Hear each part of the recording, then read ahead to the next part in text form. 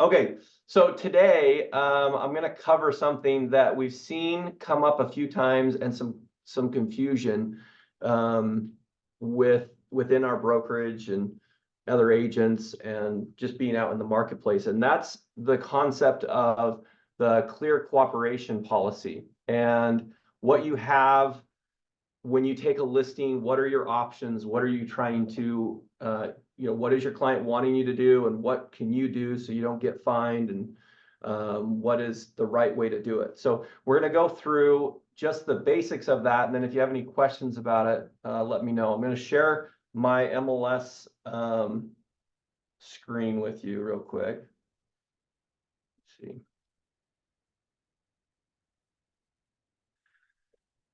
Okay, so in your MLS, you can see this, right, Russ? You can see my screen? Okay, so this is just your first page of your MLS. If you go up in this section on top right corner, that's the help, contact us, support center, MLS rules, policies, trainings. That's where you're going to find all of this information that we're going to go through. So you can go back and review this.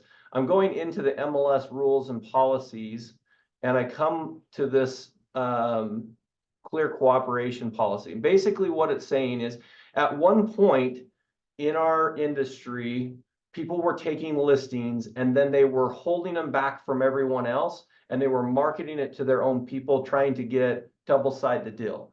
And what was happening was, it wasn't a fair business transaction for everybody. We weren't able to compete. We weren't able to see the properties, and they were going under contract before we were able to even see them. And the biggest problem was more because the sellers weren't aware of what, like, their property wasn't being marketed to everybody. They were getting only a select few people that they were seeing the property. So in essence, this rule came about in it's effective in February of 2020, but the rule came out to do two things. One, to protect the seller from not being aware that their property wasn't being marketed to every agent. It was only being marketed to a select few. So that was one reason. And then the other one was for us as an industry, as agents, so that we have the opportunity to see the properties, and we're giving everybody a fair shot at the properties that you have come available. So they come up with this clear cooperation. When you take a listing, the requirement of the MLS is that you have to have the MLS, the listing live on the MLS within 5 business days. That's the rule of what it is. So clear cooperation changes that a little bit, but it also doesn't necessarily change it if you're not marketing the property. So if you're marketing the property, clear cooperation pull is part of that. And that means that within 1 business day, you have to have the MLS or the listing put on the MLS. Now, if you're not marketing the property, you still have 5 business days to put that up. So that's one of the biggest differences, is that you've got 5 days to put it up if you're not marketing it. But as soon as you start marketing it, you've got to have it up within 24 hours. So then the question is, what is marketing? So here's some examples of public marketing. The yard sign. So if you put a yard sign up, you're thinking, okay, I'm going to list this next on Monday, but I'm going to put the sign up on Friday, and then I'll have the whole weekend the signs up. You're now publicly marketing it. So in that case, it's 1 business day. So you could actually do that, putting it up on Friday and then having it on the MLS by Monday. But let's say that your sign goes up on Monday and you're not going to list it until Friday. There's more than 1 business day in there. You've got to have that either, and I'll show you what we need to have, but you need to have it on the MLS within 24 hours, or you need to have an exclusion for it. Any social media that you're going to put on there, any emails, any flyers, any websites, listing shares network. So this is an interesting one. This is like when you have your database. You've seen I'm sure you've seen agents who have all of their sphere of influence in a database that they say, hey, here's some new properties that are coming on the market. That's what listing sharing networks is. So anytime you're doing something of that, that's public marketing. That's something that it has to be on the MLS within 24 hours. There's a couple of questions that we're going to kind of go through. You can go through these on your own, but I thought we'd have just a little bit of a discussion on these here so you can kind of understand them. So if you have questions, unmute yourself and ask a question, but I'm going to go through, I'm not going to go through all of these, but some of the ones that I think are important. When do I use the MLS exclusion form? So the MLS exclusion form is a form that says, I don't want you to put it on the MLS. Okay, it's your seller telling you, giving you permission to say, I don't want to have this on the MLS right now. And that could be because I'm doing repairs. It could be because I'm not ready to show it. It could be for any reason whatsoever. They just don't want you to have it on the MLS at this moment. So if they don't want it on the MLS, that means we can't do any of the marketing for it. Okay, so basically it says we've got, when do I do the MLS listing? An MLS listing exclusion form can be used in one of two situations. So these are the two situations. If the listing is exclusive office listing, which means only in our office. Now, there's a distinction here. Public marketing versus office marketing. Okay, public marketing is to anybody outside of the organization. So you cannot do that. But if you're publicly, or if you're privately marketing it, so in our company, and they define company as the offices that have the same principal broker. So in our situation, we've got our office, we got the Layton office, and we got the St. George office that all have the same principal broker. So we can actually market your listings to our offices, but if it goes to outside of our office in any way whatsoever, that's not going to work. Now, the tricky thing is let's say that you put your home, you give it to some agents in our office, and then that agent puts it on the market, puts it on the MLS, or not the MLS, puts it on Facebook or Instagram or something like that. Well, now we're publicly marketing it. So now you're under that obligation. Another question I had come up a couple weeks ago was, well, what if my seller puts it on KSL or puts it on their Facebook? Am I still obligated to put it on the MLS? If you're publicly marketing it, meaning you and your seller publicly marketing it, you need to get it on the MLS, or you need to have a conversation with them about where they're posting it, because it can't be publicly marketed if you don't have that. Number two, I have a little bit of a question there, because Sure. this happened to me. So the photographer who I use takes the pictures, and then he markets the homes that he takes pictures of. And before we put it on the MLS, he had already put it out there with his marketing, which I didn't know he was going to do. But it's not the seller or me, it would be the photographer. What is that? Well, the photographer probably doesn't have permission to do that, so that would be a problem on the photographer's side of it. The biggest thing is there's fines that are involved here. If the MLS looks at it and tries to fine you for something you had no control over, you're not going to get the fine for that, but you've got to be able to prove that you're not part of that. So I don't know why the photographer would be marketing it without permission from you guys to market it, but that's probably a conversation I would have with your photographer. I have a question. Can you hear me okay? Which Yeah. she did think the photographer is putting it on, not necessarily to sell the house, but just to put his picture on. I mean, it could be a picture of the house with no wording, or just on his website. Right. He's not advertising it to sell. He's just advertising himself. Oh, yeah. That's what Okay. I know. You had a question, answer for that, Jason. Yeah, no, well, that's a different scenario. We're talking about publicly marketing to sell your home. I mean, they own those photos, and that's between them and the seller on whether or not they want to keep them on their site. Like if they put it on their home page of their website, that's between them. I'm talking about if you're marketing the property, so marketing it to sell the property in some way or another. That's where we run into this problem. If there's just pictures that are up on the site, or they're emailing pictures out, or they've got pictures of the home, that's not going to come under this clear cooperation, because we're not marketing it. Does that make sense? Yes, thanks. So number 2 is if a listing is temporarily being withheld from the MLS because the listing is not available for marketing and showings. In either scenario, a property cannot be publicly marketed while in the MLS. Exclusion form is in effect. So then it comes down to what do we need to do? So in this, we talked about, I'm going to kind of go through some of these questions. We talked about, does this policy prohibit office exclusions? No, it doesn't, as long as you're doing that between the office itself, not outside offices. How does this new policy affect current listing input timeline? We kind of talked about that. If you start publicly marketing the property, it's got to be within 1 day. You still have 5 business days to enter your listing agreement with your seller.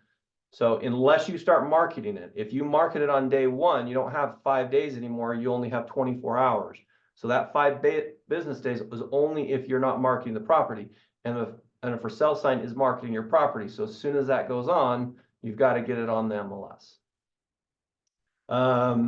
There is no such thing as coming soon. We don't have that in our marketing strategy. So don't put, don't do advertising as this listing is coming soon.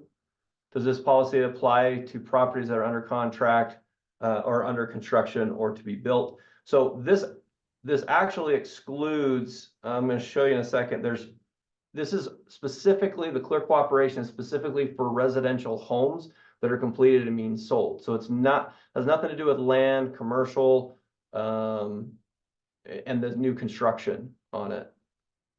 If you take a listing, so here's the options that I wanted to talk about.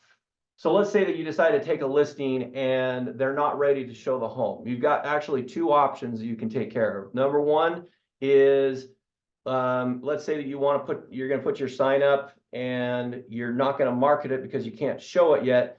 Then option number 1, use of active no-show status is what you're going to do. It's going to say you're going to enter the listing into the MLS within 5 business days time frame, and then change the listing to active no-show status. So the biggest key here is this next one is once it's in active no-show, your days on market aren't counting. So if you're just waiting for them to do a few touch-ups, this is a good method for you to be on top of it, because you're going to have everything in the MLS, everything's ready to go. It's going to say an active no-show, and your days on market don't start. And then let's say in a week from now, they're ready to go. You're ready to put it on the MLS as active. You can just change it real quick, and then the days on market will start at that day. So that's a really good method if we're just trying to give them another week or 2. Now, a listing can be in active status as long as it's can be shown in a reasonable period of time. The MLS has now defined what a reasonable amount of time is. That's generally about 5 business days. So if you can show the home within 5 business days, if you put it in active, then that's going to be just fine. So in this scenario, it gives you an example here above. You can change the listing to active, no show to active a week before the date you start showing the property, giving you enough time to have your listing appear on listing alerts and on the utahrealestate.com or broker agent websites. So let's say that you're going to see a property that comes active on Monday, and they say no showings until Saturday. That's perfectly fine under this policy. They can say it's available to show on Saturday. So I know that gets really frustrating for agents, because they're like, oh, I really want to go show this home, it's active, and everybody's looking at it on Saturday. That's the scenario that it can happen. Now, here's one caution. I've seen this happen. We had a complaint. This is probably middle of last year, but the agent had on the MLS that it was not going to be shown until Saturday, and then they were letting people in selectively through the week. So just be really careful that if you're going to tell everybody on the MLS that you're not going to let it be shown until Saturday, don't make the exceptions through the week. And if you are going to make the exceptions, make sure that it's a well-defined exception so that nobody can come back and say you're discriminating against us because you wouldn't let us go into the property, but you let other people go on the property. So just be really careful with that. The second option, so let's say that you don't want to put it on the MLS, you don't want to put it on active no-show, you're just not going to market the property at all. Oh wait, one more key point with the active no-show. If you have your sign up at that point, that's okay. It can have the sign, you can have your sign up, but you're not going to be marketing it in any other way. They're allowing the sign to come up because mainly the reason this exception is there is because if you were on the market, let's say you're on the market for a couple of days or a couple of weeks, and then your seller says, hey, I'm going on vacation for 2 weeks. I don't want to show the property. I don't want to have anything happening in the property while I'm gone. You can change it to active no show, and the days on market will stop while you're not showing the property, but they're not going to require you to go and take your sign down and then put your sign back up. So that's why there's an exception for the for sale sign, as opposed to any other public marketing. They'll allow you to do that because it's not realistic for them to say, well, go take your for sale sign down and then put it back up when you're ready to go again. So in that status, you can have your for sale sign up, but just don't market it. The other one is the use of the MLS listing exclusion form. So I'm going to show you this. This has changed just recently from what it was before. It used to be a form that you would take into your sellers and they would sign it. And then the requirement was within 5 business days, you had to have that emailed to the MLS to have on file so that when you actually put it on the MLS, you didn't get fined because they had that knowledge. So right now, if you go into your MLS forms, that form is actually no longer there. They've removed it. So if you're going to look for the exclusion form, you're not going to find it in the forms anymore. But if you come up here to forms and you go to the MLS forms section, you click on that, you're going to see this new dashboard that they just came out with in the last couple of weeks. You scroll down and you're going to see other forms. This MLS exclusion form, you'll click on that.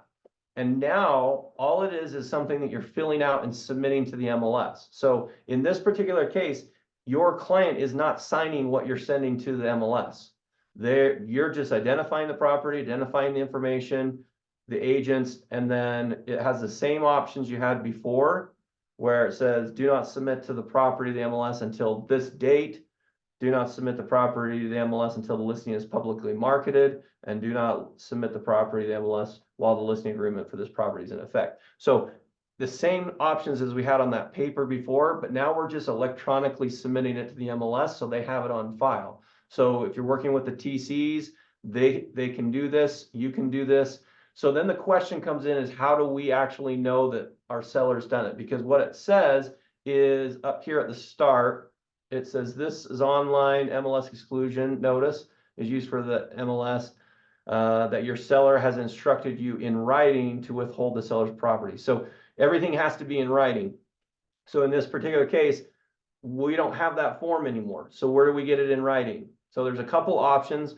What Russ and I talked about would be the best option is just do an addendum to your exclusive right to sell that just says that the seller is requesting not to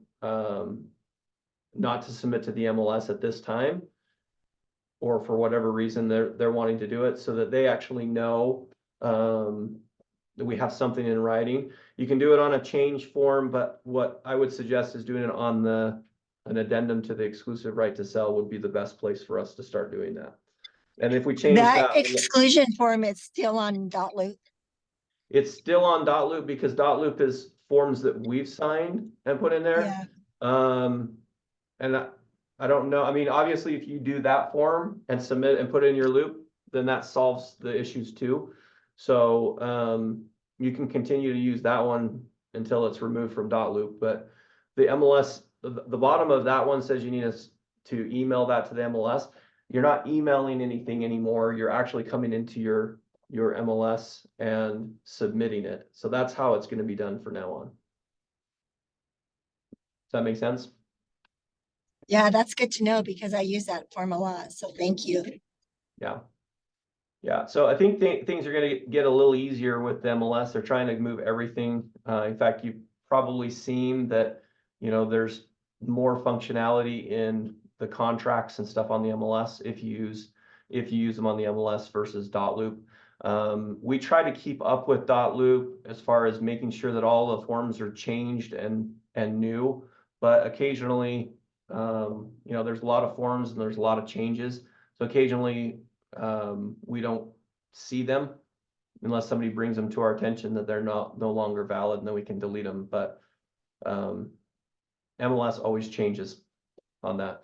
So those are your two methods. So one is active no-show, one is the MLS exclusion form. Those are the best ways to handle if your seller is not ready to market the property, but you still want to have a listing.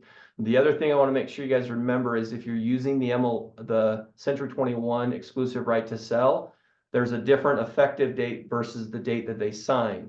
So if you're using the MLS exclusive right, as soon as they sign, then you've got to implement these options. If you're using the Century 21 form, the effective date can be a later date than the date they're signing. So that gives you a third option if they're not quite ready to list their property with Century 21.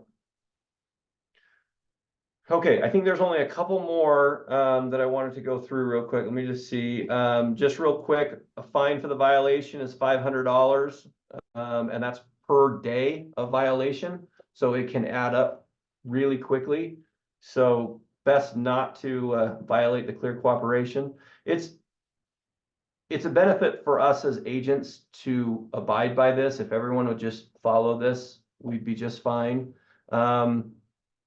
Let's see, we talked about the difference between active and active no-show. We talked about the for sale sign. You can have this for sale sign up. Can I actively market the listing on the active no-show status? The answer is no. Just the for sale sign.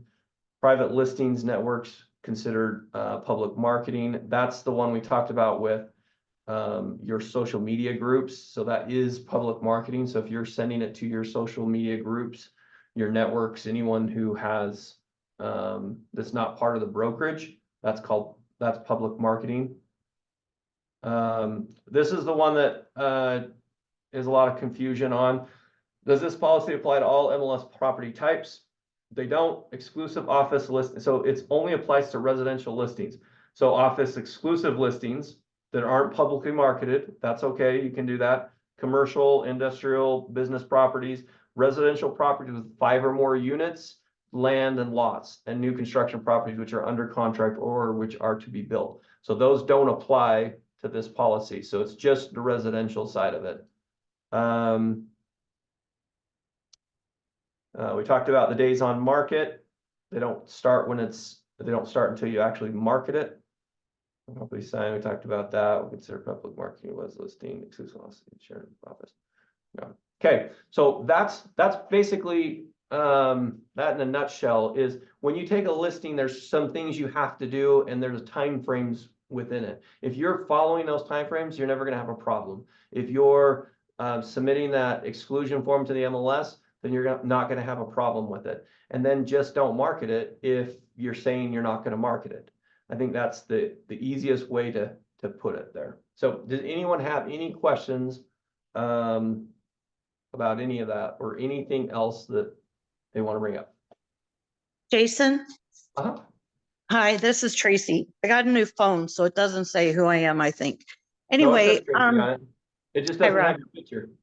okay, yes, and that's a good thing. Anyway, obviously you're talking about the MLS up there, but for those of us that are on Iron and Washington County, is it normally about the same? I know there's separate MLSs, but do the rules kind of follow the same? Or do we kind of follow you guys? You know what I'm saying? Yeah, so as far as how you're submitting it, Russ maybe can answer that better than I can, but the clear cooperation is not an MLS policy. That's an NAR national policy. So my I don't know what the Iron and Washington requires for you to do it, but as far as abiding by those same rules that we talked about today, that's every board's gonna have to follow that. That's a clear cooperation for the national board. Okay, great. Thank you. Mhm. Jason, Yeah, I have to apologize. When you were talking about the effective date, I'm driving and I lost you for a minute. Uh-huh. So could you repeat that? I'm sorry to ask you to do that. yeah, no, that's just fine. So, we have an exclusive right to sell in our company, Century 21, that we've gone and created. It's got a little bit different things than the MLS's exclusive right to sell. And even today, we still see agents in our company still using the MLS exclusive right to sell. The purpose of the exclusive right to sell in our company is because we've seen problems and we've tried to create solutions through our addendums or through our contracts. In our contracts, at the very top, it says the effective date is, and then there's a blank line where you can fill in your effective date. That's the effective date of when your listing is going to be, that agreement is taking place. Well, we put in that effective date can be different than the date they actually sign, but there is some protections in there that says if you've signed this paper, you will not sign another exclusive right to sell, or ours will be ahead of whatever one they sign. So that protects you. Let's say that your exclusive right to sell, your effective date, let's say they want to list it on the 15th of March, and I want to sign today. If I sign today on our form, that exclusive right to sell is a valid exclusive right to sell, but it's not going to start until the 15th of March. But if I use the MLS form, the MLS exclusive right to sell, on the top, it says the effective date is the day they sign, and so it's a blank line as well, but they're going to fill in that date. So let's say that on the MLS form, I put the 15th. Well, that means that my exclusive right to sell is not active until the 15th, which means next week when they sit down with a family member at dinner and tell them they're listing their home and they say, well, didn't you know I was a real estate agent? Then they'll be like, oh yeah, I forgot about that. And then they sign a listing agreement with that person. That listing agreement actually takes precedence over yours because it was signed prior to the 15th. So that's the distinction between the effective date. Our effective date can be signed today and effective on the 15th with a protection in there for the next 2 weeks, where the MLS one, if you sign today, it's effective today, or if you sign the effective date for the 15th, it's effective on the 15th. Does that make Yeah, sense? okay. Okay, thanks. I use ours, so I'm good. Yeah. I would Thanks. hope that everyone does use ours, but unfortunately, we see the MLS one come through quite often. So, Russ, did you look at any of these questions? Should I, in the chat? I didn't see the chat. I think I've answered them all in there. Okay. Okay, perfect. So any other questions or anything else? Okay. All right, perfect. Well, you guys have a wonderful Friday, and we will give us a call if you have any questions. Thank you. Yeah, you're welcome. Thanks.